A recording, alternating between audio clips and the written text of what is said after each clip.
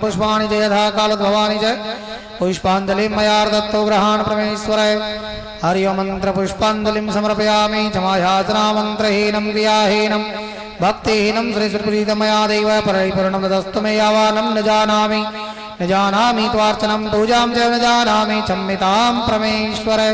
बोलिए बाल कृष्ण भगवान की जय। सभी प्रसाद के लिए व्यवस्था बनाएंगे, प्रसाद की व्यवस्था करेंगे। कितने ताले हैं? गाय कभी राम का कभी चिट्टी राम का नाम ले सकती है, पशु ले सकता है, कोई भी राम का नाम नहीं ले सकता। लेकिन ये जो इतने ताले लगे हुए हैं उनमें कौन सी चाबी है? हमारे पास में, मनुष्य के पास में राम नाम की चाबी है। हम इस चाबी से क्या कर सकते हैं? उस ताले को खोल सकते हैं। भगवत प्रेमियों, इस मनुष्य शरीर को पाकर के साधन धाम मोक्ष के द्वारा हम उस मोक्ष की प्राप्ति के लिए, उस जीवन के परम लक्ष्य को प्राप्त करने के लिए हमें ये मनुष्य जीवन मिला है। और इसमें भी हम अगर उस राम नाम की चाबी को हाथ में लेकर के भी और अगर ताला नहीं खोल सकते तो हमारा जीवन ही व्यर्थ है। बोलिए भक्त वत्सल भगवान की जय हो। इसी प्रकार से एक नगर में और भगवान की कथा हो रही और भक्त प्रेमियों सभी कथा श्रवण करने के लिए जाते हैं। लेकिन एक व्यक्ति कहता है कि मैं कथा सुनने नहीं जाऊंगा। अब भैया कथा सुनने नहीं जाता है। सारे गांव वालों ने कहा महाराज एक परिवार में एक हमारे लाला जी हैं और वो कभी कथा सुनने के लिए नहीं आते हैं, लेकिन हम जैसे तैसे करके गांव वाले एकत्रित होकर के उसको कथा में अवश्य लेकर के आएंगे। अब लाला जी से जाकर के कहा गांव वालों ने, अरे महाराज एक काम करो। बोले क्या? कि मारवे हैं कितने ताले हैं? गाय कभी राम का कभी चिट्टी राम का नाम ले सकती है, पशु ले सकता है, कोई भी राम का नाम नहीं ले सकता। लेकिन ये जो इतने ताले लगे हुए हैं उनमें कौन सी चाबी है? हमारे पास में, मनुष्य के पास में राम नाम की चाबी है। हम इस चाबी से क्या कर सकते हैं? उस ताले को खोल सकते हैं। भगवत प्रेमियों, इस मनुष्य शरीर को पाकर के साधन धाम मोक्ष के द्वारा हम उस मोक्ष की प्राप्ति के लिए, उस जीवन के परम लक्ष्य को प्राप्त करने के लिए हमें ये मनुष्य जीवन मिला है। और इसमें भी हम अगर उस राम नाम की चाबी को हाथ में लेकर के भी और अगर ताला नहीं खोल सकते तो हमारा जीवन ही व्यर्थ है। बोलिए भक्त वत्सल भगवान की जय हो। इसी प्रकार से एक नगर में और भगवान की कथा हो रही और भक्त प्रेमियों सभी कथा श्रवण करने के लिए जाते हैं। लेकिन एक व्यक्ति कहता है कि मैं कथा सुनने नहीं जाऊंगा। अब भैया कथा सुनने नहीं जाता है। सारे गांव वालों ने कहा महाराज एक परिवार में एक हमारे लाला जी हैं और वो कभी कथा सुनने के लिए नहीं आते हैं, लेकिन हम जैसे तैसे करके गांव वाले एकत्रित होकर के उसको कथा में अवश्य लेकर के आएंगे। अब लाला जी से जाकर के कहा गांव वालों ने, अरे महाराज एक काम करो। बोले क्या? कि पुष्पाणि जय यथा कालोद्भवानि जय पुष्पांजलिं मया दत्तो ग्रहाण परमेश्वराय हरिओ मंत्र पुष्पांजलिं समर्पयामि क्षमायाचना मंत्रहीनं क्रियाहीनं भक्तिहीनं श्री सुरप्रीतमया देव परिपूर्णं दस्तु मे यावानं न जानामि त्वार्चनं पूजां च न जानामि क्षम्यतां परमेश्वर। बोलिए बाल कृष्ण भगवान की जय। सभी प्रसाद के लिए व्यवस्था बनाएंगे, प्रसाद की व्यवस्था करेंगे।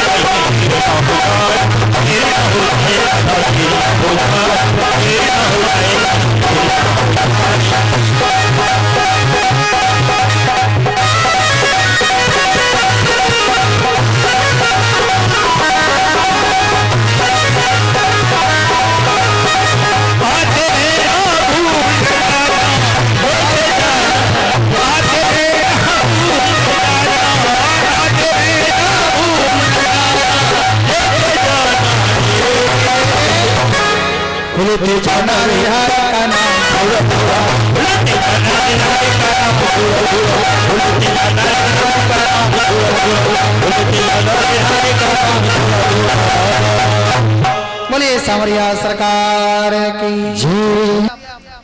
आ गए दादाजी। भक्त प्रेमियों, विश्व पिता में कहने लगे, अरे अर्जुन, तुम न जाने भगवान को क्या क्या मना लेते हो। अर्जुन, इनको जानते हो ये कौन है? भीष्म पितामह कहने लगे, अर्जुन से जानते हो इनको कौन है? अर्जुन ने कहा, कौन? जो मेरे मामा का लड़का ये? बोले मैं हाँ इसी की बात करता हूं। भीष्म पितामह कहने लगे, अर्जुन, कभी तुम मामा का लड़का बना लेते हो, कभी सारथी बना लेते हो, कभी सचिव बना करके परामर्श लेते हो, कभी गुरुजी बना करके गीता के ज्ञान का उपदेश लेते हो, कभी सारथी बना करके घोड़ों के हाथों की घोड़ों के लगाम थमा देते हो। कितने नाते हैं तुम्हारे। और देखिए हमारे प्रभु की कैसी व्यवस्था है कि हमारे प्रभु को जो बनाते हैं अपने भक्तों के लिए वही बन जाते हैं। यम मन्यसे मातुलेयम प्रियम मित्रम सुहृत्तम आकारो सचिवम दूतम सुहृदत सारथिम। बोले धन्य है प्रभु, आपके प्रेमी जो तुम्हें बनाते हैं वही आप बन जाते हो। भक्त प्रेमियों, भीष्म पितामह ने बड़े प्रसन्नचित होकर के भगवान से कहने लगे, बैठ जाओ। बोले प्रभु हमें धन्य हो गया। और इधर भीष्म पितामह ने पूछा कि प्रभु मैंने ऐसा कौन सा पाप किया है जो मुझे आज ये समस्या मिली है? भगवान ने कहा, जाओ पिछले पूर्व के 100 जन्म की बात, पिछले 100 जन्मों के पहले जो आपने जो कृत्य किया था, जब आप राजा थे, आपकी सवारी प्रस्थान कर रही थी, तब एक सैनिक के माध्यम से और एक कीड़ा जो मार्ग से गुजर रहा था, तो बोले प्रभु वो लीला वो दृश्य तो मुझे नजर आ गया, लेकिन प्रभु उसमें मैंने गलती थोड़ी की थी जो मुझे इसकी सजा ये मिले। मैंने तो कहा था,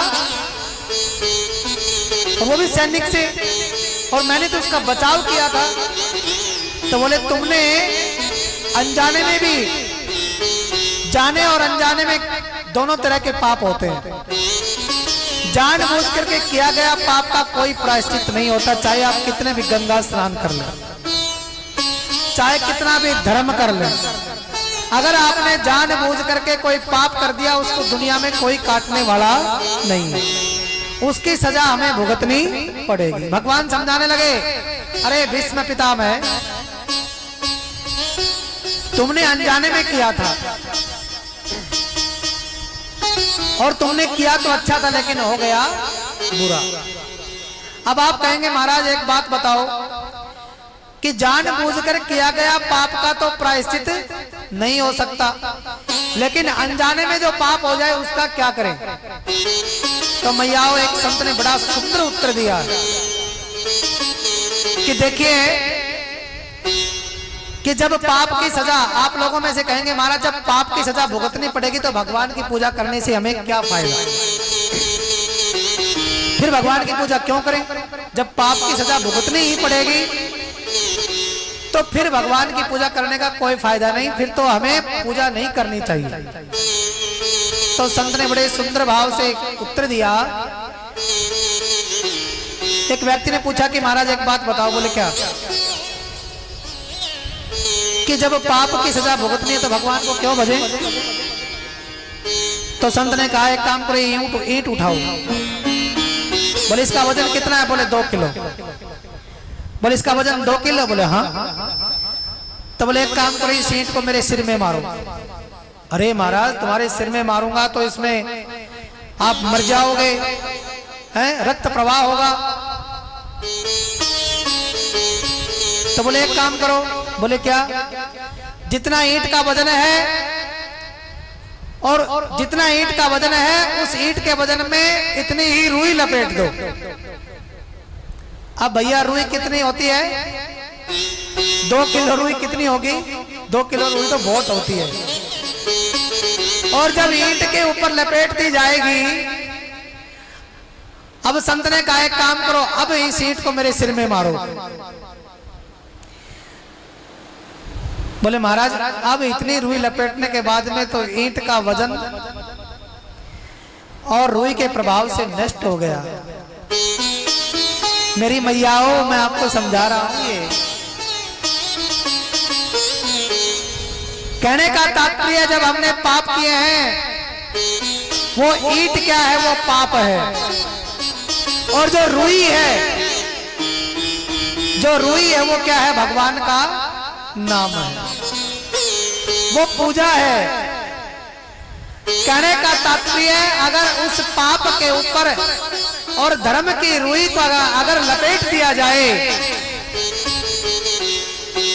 तो कैसे तो भोगना ही पड़ेगा। विपत्ति को कोई टाल नहीं सकता, विपत्ति तो आकर के रहेगी लेकिन विपत्ति का आभास नहीं हो पाएगा। प्रेम से बोलेंगे। कहने का तात्पर्य यह है कि पाप की जो हमने पाप किए उनको तो अवश्य भोगने पड़ेंगे, लेकिन अगर उन पाप की निवृत्ति चाहिए तो धर्म की रुई लपेट करके और पाप को खत्म किया जा सकता है। भगवत प्रेमियों, इस प्रकार से समझाया। विश्व पिता मैंने कहा कि मेरी एक बेटी है, मैं उसका विवाह करना चाहता हूं। भगवान कहने लगे आप तो ब्रह्मचारी हैं, आपकी कौन सी बेटी आन पड़ी? बड़े सुंदर भाव से विष्णु पिता मैंने स्तुति की थी। मते रूप कल्पिता वे तृष्णा भगवती साक्षात पुंगवे विभुम्नि सब सुख उपगते कवची हतुम प्रकृति मुपेशी तदभव प्रवाह। हे महाराज, जो मेरी मति है, जो मेरी बुद्धि है, दुनिया में जितने भी व्यक्ति हैं सबकी बुद्धि में कोई ना कोई तृष्णा जरूर है, लेकिन मेरी मति के अंदर कोई तृष्णा नहीं है, वो तृष्णा से मुक्त है। और मेरी इस मति को मैं अपनी बेटी मानता हूं और इस बुद्धि के लिए आपके जैसा कोई सुयोग्य वर नहीं मिला। आज से मैं अपनी बेटी का विवाह तुम्हारे साथ में करता हूं। भगवत प्रेमियों, इस प्रकार से विश्व पिता मैं कहने लगे प्रभु अब मेरी एक अंतिम इच्छा है। बोले क्या? कि जब तक मेरे शरीर से प्राण ना छूट जाए तब तक आपको यहीं खड़ा रहना है। भगवान कहने लगे भैया तुमको तो इच्छा मृत्यु का वर प्राप्त है, न जाने तुम कितने वर्षों तक यहाँ पर खड़े रख सकते हो। भगवान ने मुंह लटका लिया।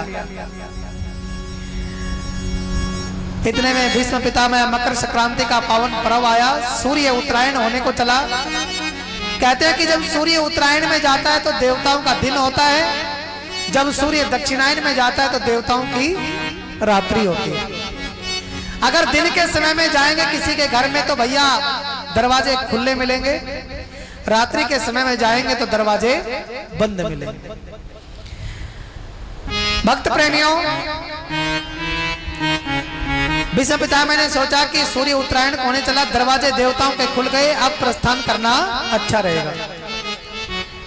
तुरंत प्रभाव से और कहने लगे, प्रभु अब हम आपसे यहां विदा होते हैं। कहते हैं ना, इतना तो करना स्वामी जब प्राण तन से निकले हैं। तो भक्त प्रेमियों, इस प्रकार से भगवान के चरणों में और नमन करते हुए भीष्म पितामह प्रयाण कर गए। भगवान द्वारकाधीश को चले जाते हैं अर्जुन को साथ लेकर के।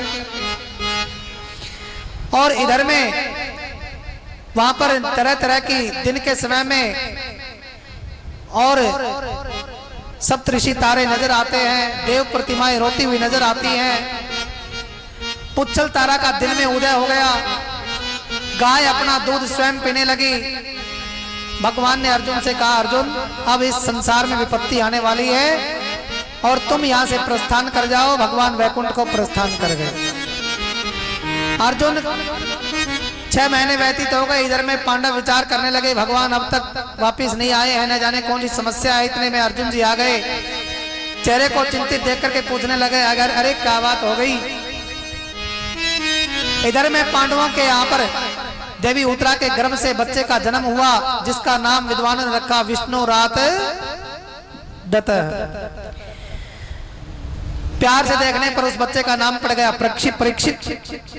और भक्त प्रेमियों, अर्जुन से जैसे ही पूछने लगे, सबसे पहले कुंती ने सुना कि भगवान वैकुंठ को गए, सुनते ही अपने प्राण त्याग दिए। उसके बाद में सहदेव, उसके बाद में द्रौपदी, सहदेव, नकुल, भक्त प्रेमियों सभी अंततः उत्तरायण स्वर्गारोहण करते हुए सभी ने अपने प्राण त्याग दिए। भक्त प्रेमियों, अब उस कुल का एक बालक बचा जिसका नाम परीक्षित। एक बार परीक्षित बड़ा सब कुछ अपना राज्य भार सौंप करके पांडव गए थे। पूरी प्रजा के अंदर भ्रमण करने के लिए राजा परीक्षित निकलते हैं। जाकर के देखा धर्म की विडंबना, धर्म रूपी बैल और पृथ्वी स्वरूपा एक गौ माता, दोनों आपस में संवाद कर रहे होते हैं। बैल के नेत्रों से अश्रुओं की धारा प्रवाहित होती है और भक्त प्रेमियों गौ माता भी रुदन करती है। इस परिदृश्य को देख करके और राजा परीक्षित ने पीछे जाकर के देखा तो बैल के पीछे एक महा विकराल रूपधारी चांडाल पीछे पड़ा है। जाकर के कहा, तुम कौन है? तो उसने कहा, महाराज मेरा नाम कलयुग है। तुम यहाँ पर क्यों आए?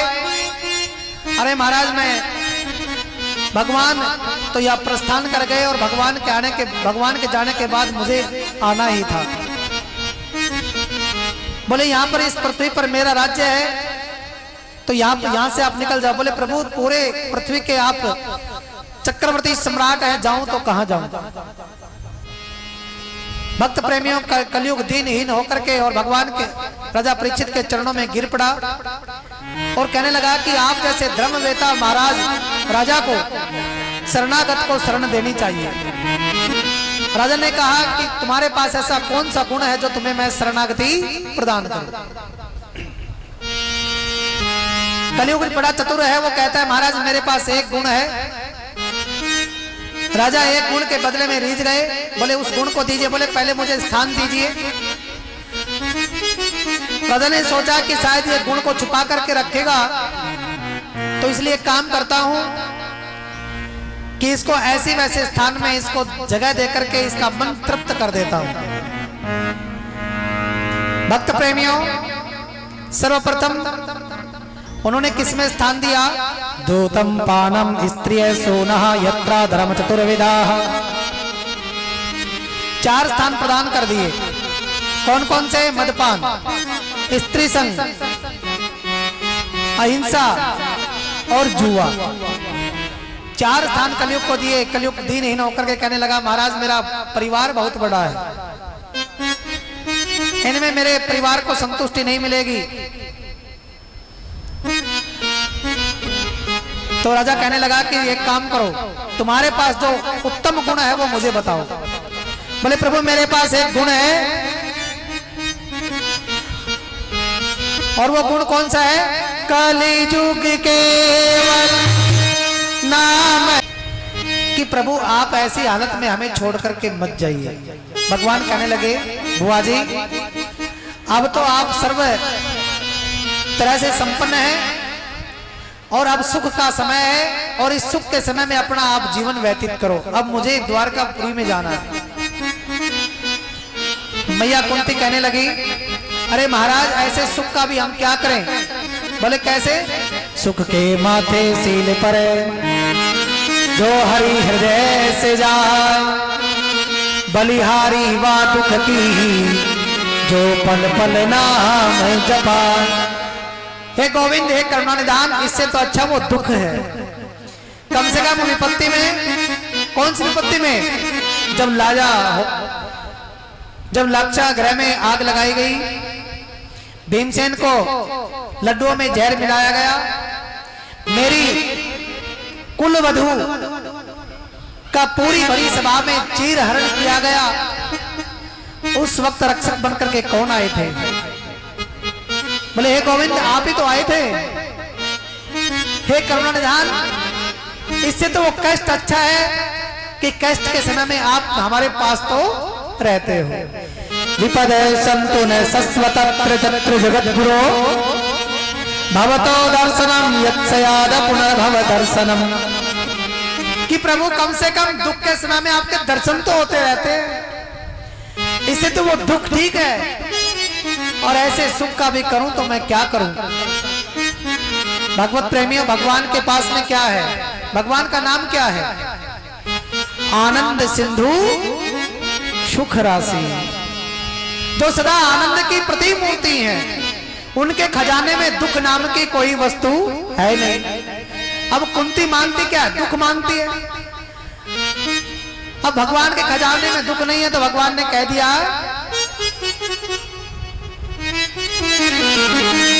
ओ बिगड़ी मेरी ओ शाम बिगड़ी मेरी, एक नाम एक नया और बिगड़ी मेरी ओ शाम बिगड़ी मेरी, मुरली वाले घनेशा बना दो जान चलो चलता बना दो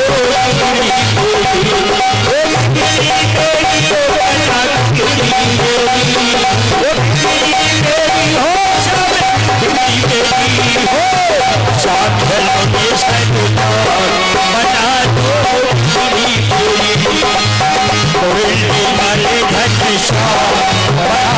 दो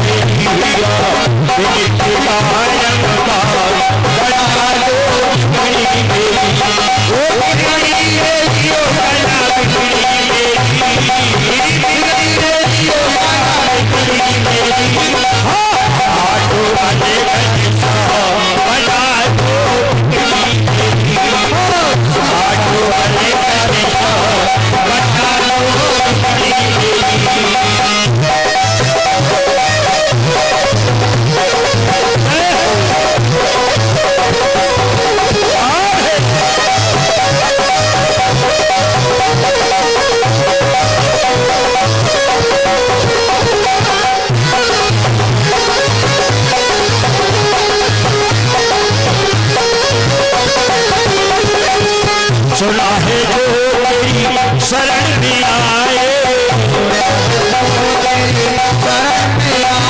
हाँ सुना है गाना तेरी शरण में आए, उसके सारे टुकड़े मिटाए, उसके सारे टुकड़े मिटाए,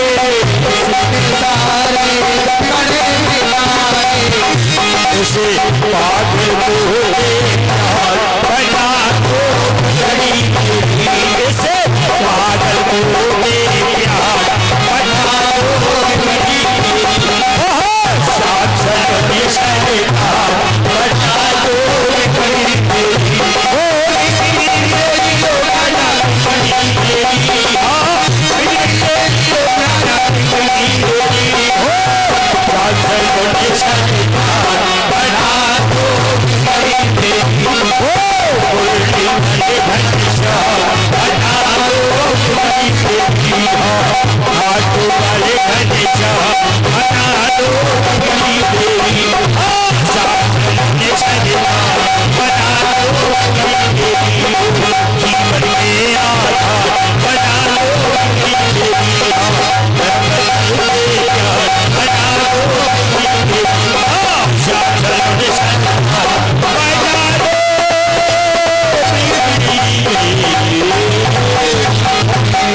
वत्सल भगवान की जय हो। भगवत प्रेमियों, इस प्रकार से मैया कुंती ने भगवान से प्रार्थना की। अब एक प्रश्न और उठता है कि महाराज जब भगवान का भजन करते हैं लेकिन निगम प्रकार के दुख झंझट क्यों आते हैं, तो एक बार भगवान भोलेनाथ से माता पार्वती जी ने पूछा, बोले प्रभु एक बात बताओ। बोले क्या? कि जब संसार में सबको हम बनाते हैं तो फिर ये दुख क्यों? संसार को हम बनाते हैं तो फिर ये दुख क्यों मिलते हैं? भगवान भोलेनाथ कहने लगे देवी रहने दीजिए बस इस बात को। बोले नहीं महाराज, मैं अवश्य पूछूंगी। तो भगवान भोलेनाथ कहने लगे जब अवश्य पूछेंगे तो चलो मेरे साथ में। बोले कहाँ? बोले चलो एक नगर में तुम्हें दिखाते हैं कि दुख क्यों मिलते हैं। भगवान भोलेनाथ माता पार्वती को लेकर के आते हैं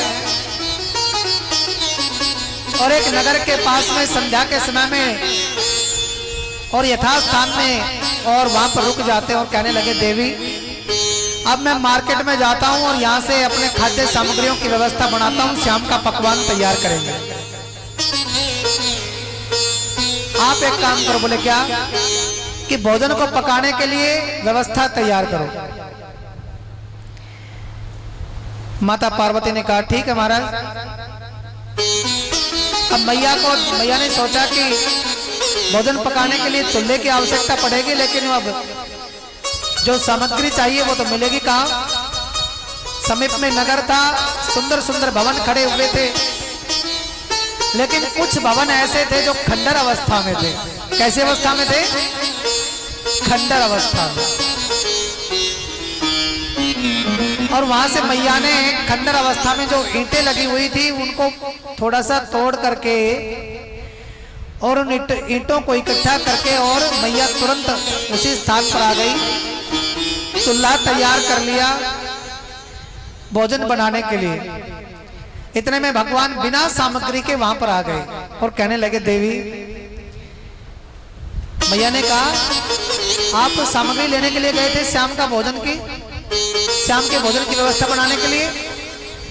कहने लगे, देवी पहले तो आप एक बात बताओ, सामग्री बाद में आएगी, परंतु मुझे पहले यह बताओ कि तुम ईंट कहां से लेकर के आई हो।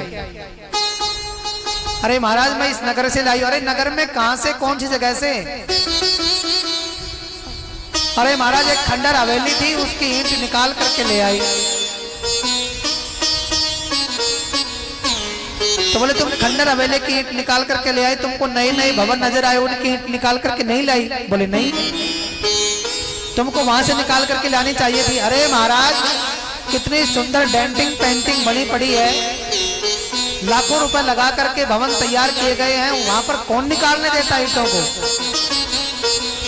भगवान भोलेनाथ मुस्कुरा करके कहने लगे, देवी मैं यही बात तुम्हें समझाने के लिए लाया था। जो अपने भवन की रक्षा करता है, जो अपने भवन की डेंटिंग पेंटिंग करके रखता है, उसको चकाचक रखता है, उसको तो तुम भी कष्ट नहीं पहुंचाती हैं। और जो बेचारे खंडर थे, जिसकी कोई देखभाल नहीं करता, जिस शरीर की कोई देखभाल नहीं करता, उसको तो भगवान भी कष्ट पहुंचा देते हैं। तो बोले पार्वती, जिस मकान का कोई मालिक ही नहीं है, कोई बोलने वाला नहीं, तुम वहां से ईंटों को उठा करके और चूल्हा बना लिया। मैं आपको यही समझाने के लिए आया था कि जो व्यक्ति कौन सा घर, ये घर,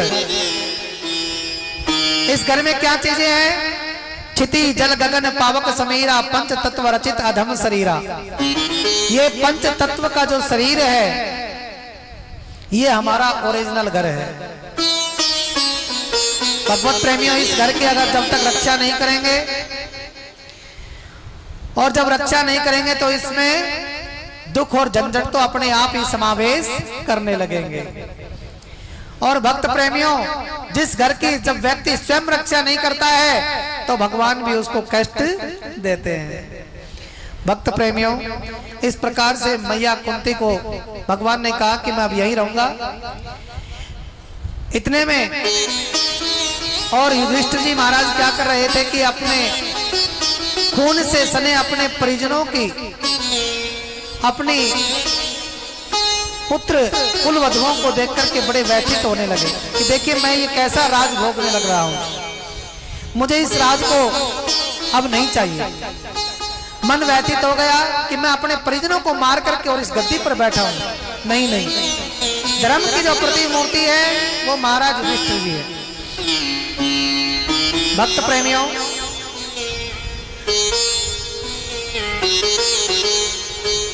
सभी पांडव समझाने लगे, लेकिन युधिष्ठिर जी नहीं माने। भगवान श्री द्वारकाधीश स्वयं समझाने लगे, फिर भी युधिष्ठिर के मन में बात समझ में नहीं आई। भगवान द्वारकाधीश कहने लगे, अरे अर्जुन, एक काम करो, क्योंकि जब कोई काली दाढ़ी वाला समझाए तो समझ में नहीं आता, जो सफेद दाढ़ी वाला समझाए, बुजुर्ग समझाए, तो बात जल्दी समझ में आती है। अरे भीष्म पितामह के पास ले चलो, वो इनको समझाएंगे।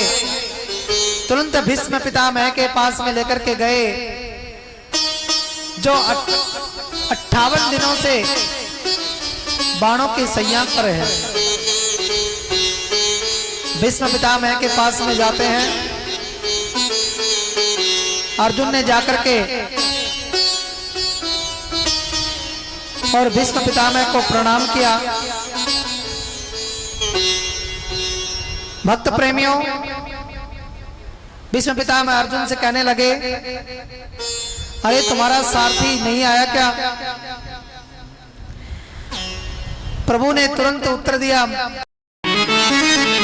तेने ब्रह्मा हृदय आदि कवये मुदन्ते यत्सूर्यः तेजो वारी मृदां यथा विनिमयो यत्र त्रिसर्गो अमृषा धाम्ना स्वेन सदा निरस्तकुहकम् सत्यं परं धीमहि सत्यं परं धीमहि। भगवत प्रेमियों, परमात्मा का जो नाम है बिल्कुल परम सत्य है।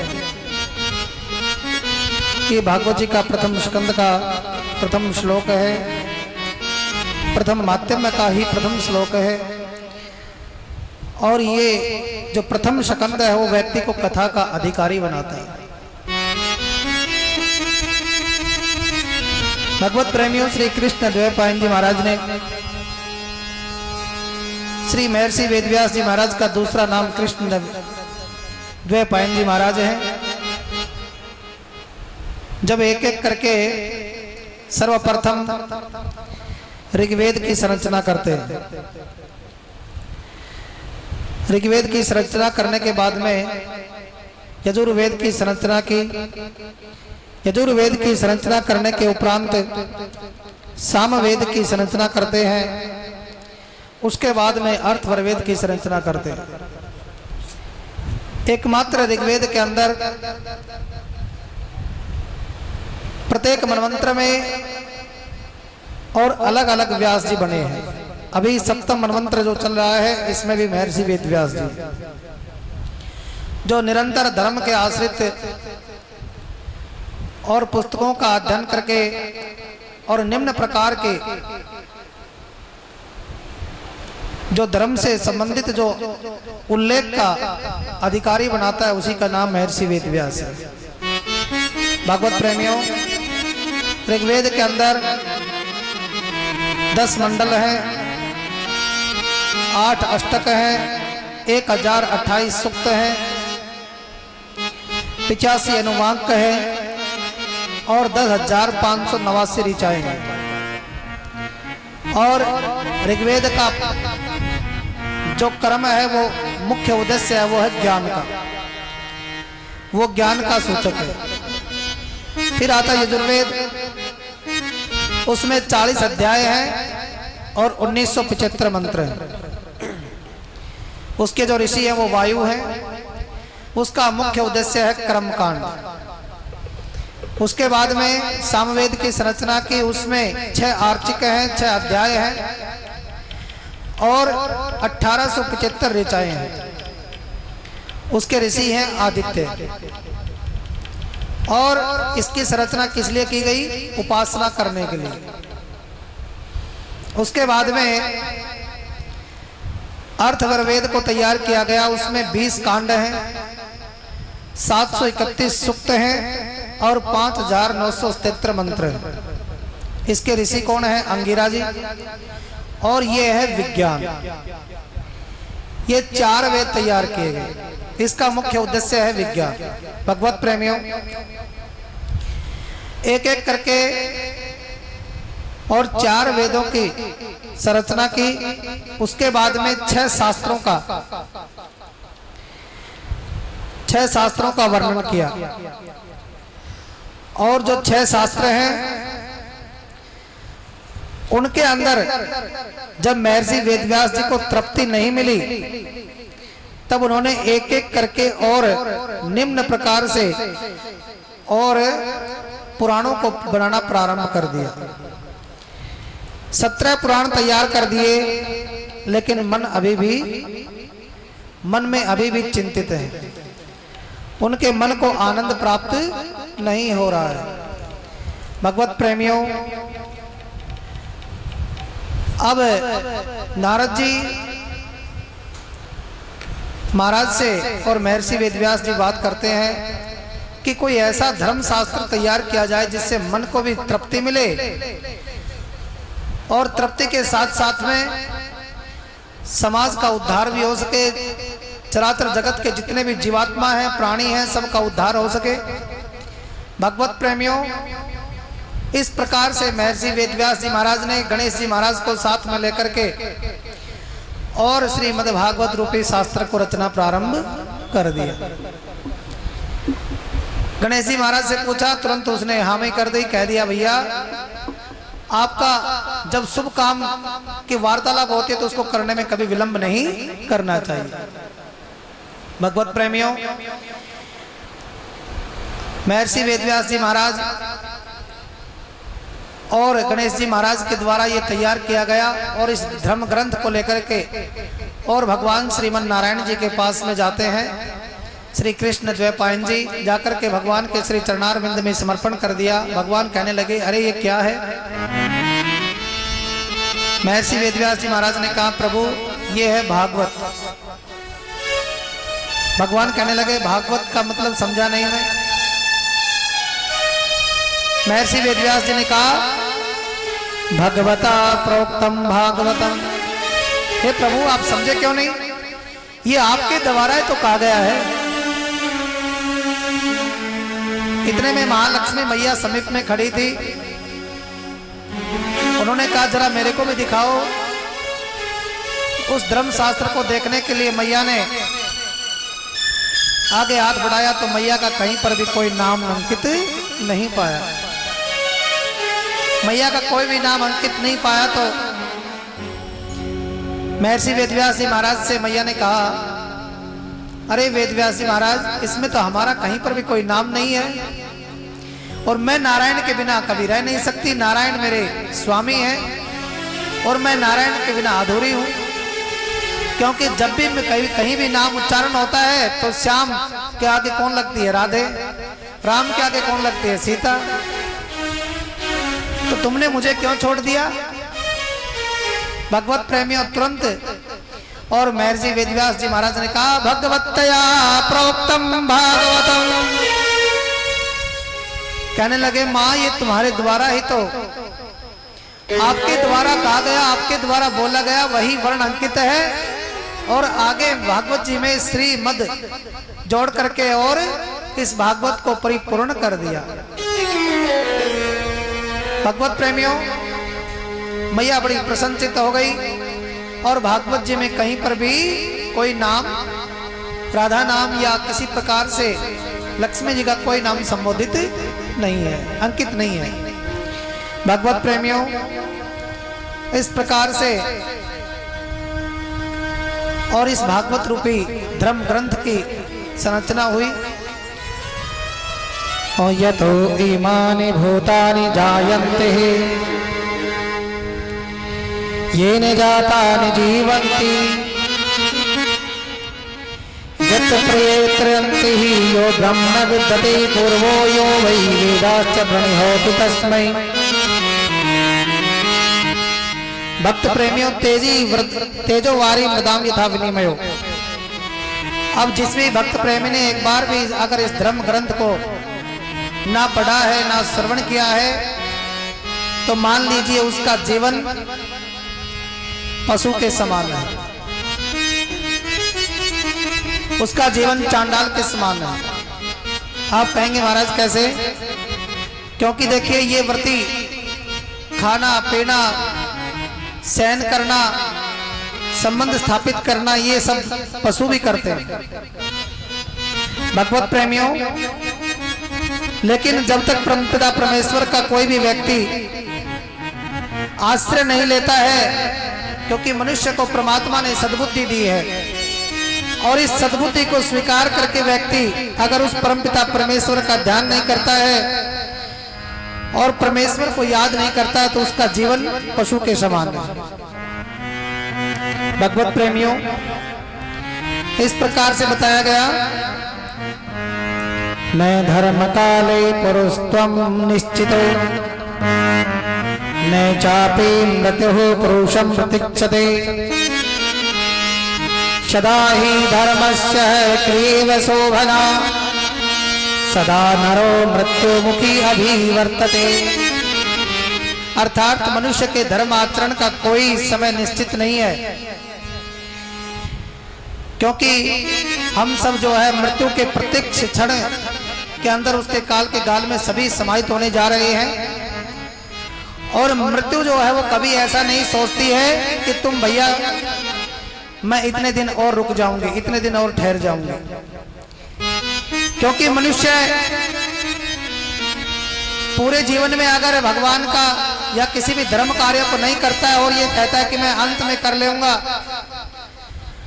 और वो कहता है कि मृत्यु जरा ठहर जाए और मैं अंत में ये सब कर दे, धर्म कार्य में प्रवृत्त हो जाऊं, तो भगवत प्रेमियों मृत्यु कभी रुक नहीं सकती है। भगवत प्रेमियों, जब जैसा समय मिले भगवान की कृपा से उसी वक्त धर्म कार्यों में व्यक्ति को प्रवृत्त हो जाना चाहिए, नहीं तो आपका जीवन आहारम निद्रा भयम मैथुनीम च सामान्यमेतत पशु भिन्नानाम धर्मो ही तेषाम अधिको विशेषः धर्मेण हीना पशुभिः समानः। कहा गया है कि भोजन, निद्रा, भय और सहवास की आवश्यकता मनुष्य और पशु में एक समान होती है, लेकिन सिर्फ क्या, धर्मो ही तेषाम अधिको विशेषः, ये धर्म के कारण ही मनुष्य को ये विशेष स्थान प्राप्त है। इस धर्म आचरण की वजह से ही मनुष्य मनुष्य कहलाने के लायक है। धर्म से रहित मनुष्य अगर धर्म के मार्ग पर नहीं चलता है तो उसकी प्रवृत्ति पशु के समान है। तो बताया है, और माल मेरा कहना क्या, माल मेरा कहना नहीं तो पछताएगा, माटी का खिलौना माटी में मिल जाएगा। माल मेरा कहना नहीं तो पछताएगा, माटी का खिलौना मिट्टी में मिल जाएगा। माल मेरा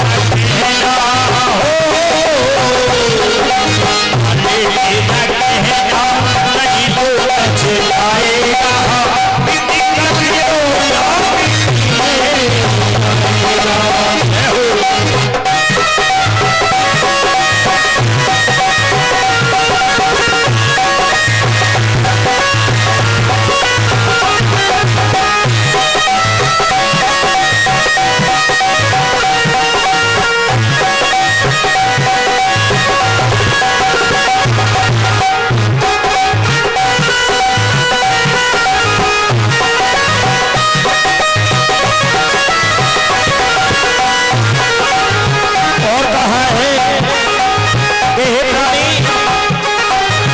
प्रभु को भूल करके तेरी मेरी में लगा हुआ है। और क्या बताया है, वो बेटा तेरा करता है, बेटा तेरा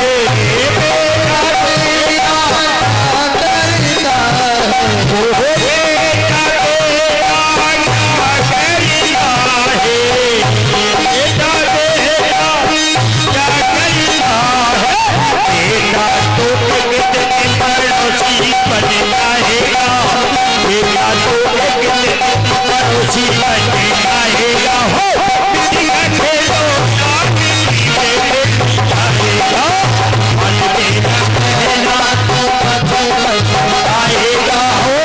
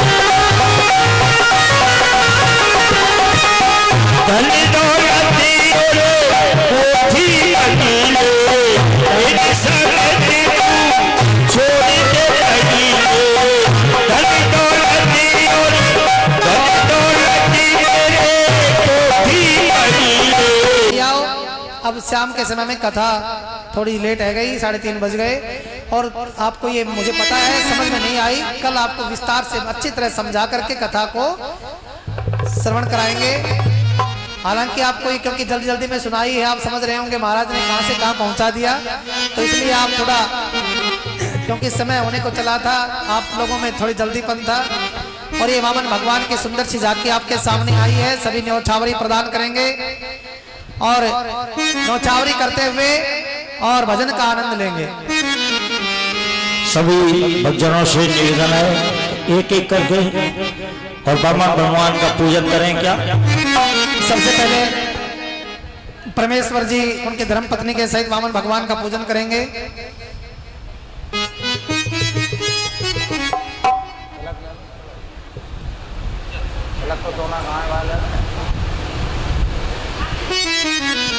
और मैयाओ देखिए, ये कथा आप सबके सभी भक्त प्रेमियों के सहयोग से चल रही है, ना कि किसी एक व्यक्ति की है।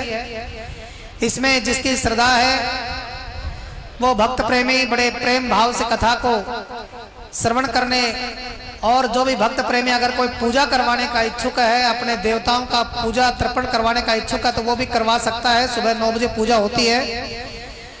अगर किसी भक्त की भोजन करवाने की इच्छा है तो वो भी करवा सकता है, क्योंकि ये किसी व्यक्ति विशेष की कथा नहीं है, ये आप सब भक्त प्रेमियों के सहयोग से चल रही है। आप सभी भक्त प्रेमियों के कल्याण के लिए, समस्त बस्ती माता के उद्धार के लिए और धर्म के प्रचार के लिए भगवान की कथा चल रही है। बोलिए गोविंद भगवान की जय। कल के बारे में और बता दो, कल की कथा। और देखिए, कल की कथा के बारे में जरा पहचान लें। कल बहुत ही सुंदर मंडप को सजाया जाएगा। कल मिल्क केक मंगवा करके भगवान श्री कृष्ण का जन्म महोत्सव मनाया जाएगा। कहते हैं कि कथा के मध्य में या तो भगवान का जन्म भगवान की कथा में होता है, या फिर भादवा महीने की कृष्ण पक्ष की अष्टमी तिथि को। भक्त प्रेमियों,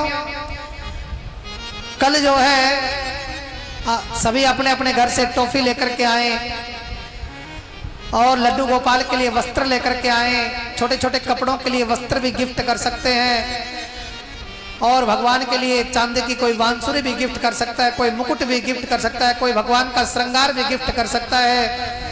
और कल जो है मिल्क केक अगर कोई और भक्त प्रेमी भी देना चाहता हो वो भी दे सकता है, बाकी तो सब व्यवस्था बनी हुई है। इसलिए कहने का तात्पर्य है, कल सभी भक्त प्रेमी तो अपने अपने घर से टॉफी लेकर के अवश्य आए।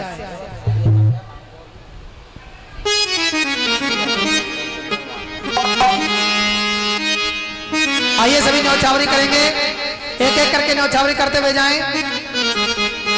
और मारे मैंने भगवान ने अनोखी प्यारी जाती, मारे मैंने भगवान ने अनोखी प्यारी जाती, अनोखी प्यारी जाती और अनोखी प्यारी जाती, अनोखी प्यारी जाती, अनोखी प्यारी जाती, मारे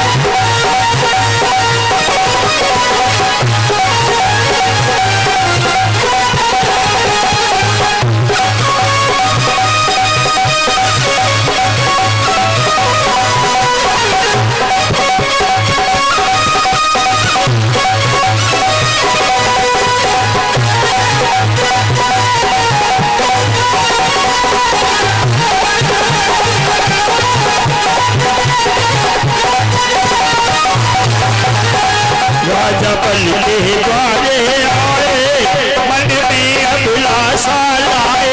राजा बल के द्वारे आए, मन में अभिलाषा लाए। राजा बल के द्वारे आए, मन में अभिलाषा लाए। राजा बल के आगे कर ले, राजा कर ले लगो सत्कारे। मारा मैंने भगवा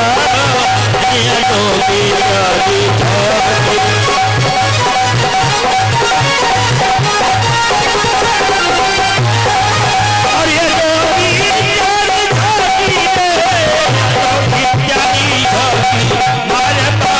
मैंने भगवा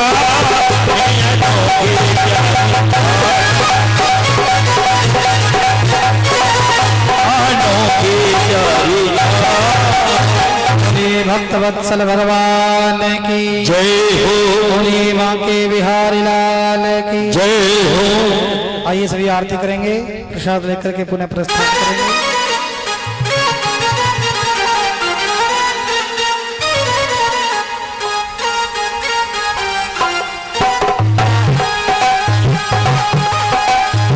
कर्पूर गौरम करना बेतौरम संसार सारम बुझे सदा बसंत मेहराय मैंने पवन भवानी शतम मान।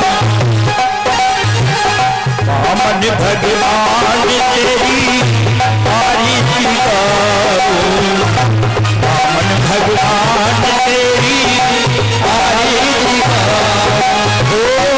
आरती गाऊं क्या रे, आरती गाऊं क्या रे, आरती गाऊं। वामन भगवान तेरी आरती गाऊं, वामन भगवान तेरी आरती गाऊं।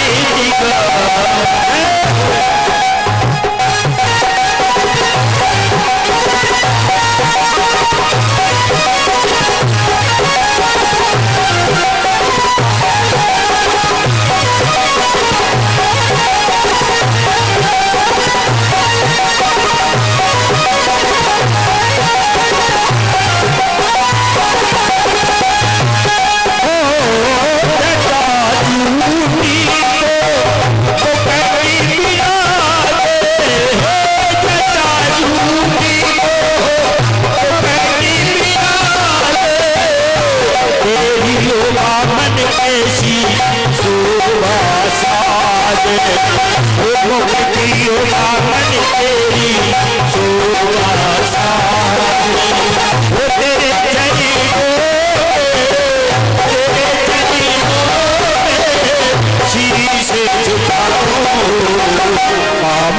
भगवान तेरी आरती गाऊं, वामन भगवान तेरी आरती गाऊं।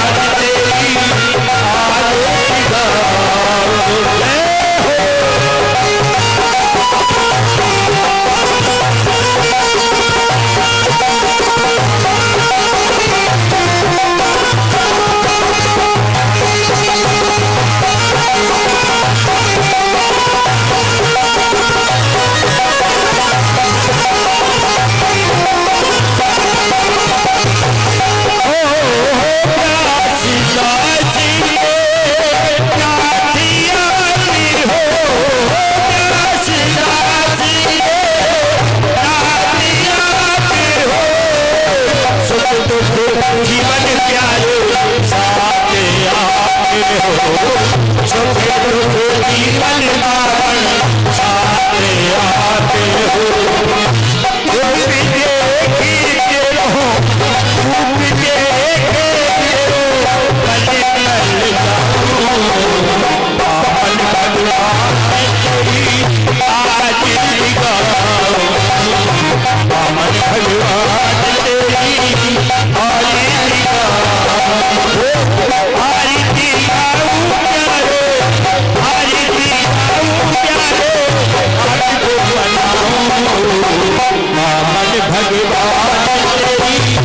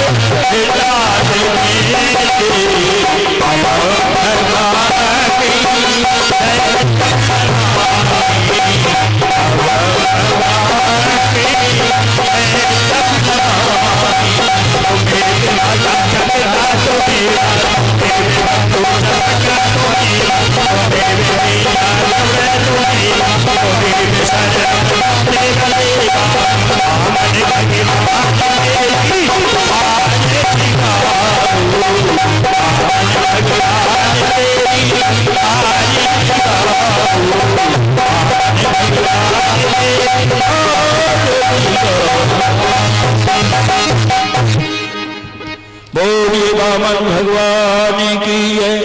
शीतलीकरणमं दोभौ शान्तिरन्तरिक्षगो शान्ति पृथिवी शान्ति रापः शान्तिरुक्तै शान्ति वनस्पतै शान्ति विश्वदेवा शान्ति ब्रह्म शान्ति सर्वगुण शान्तिरेव शान्ति श्यामा शान्तिरेधि सुशान्ति भवतु सर्वारिष्ट शान्ति भवतु।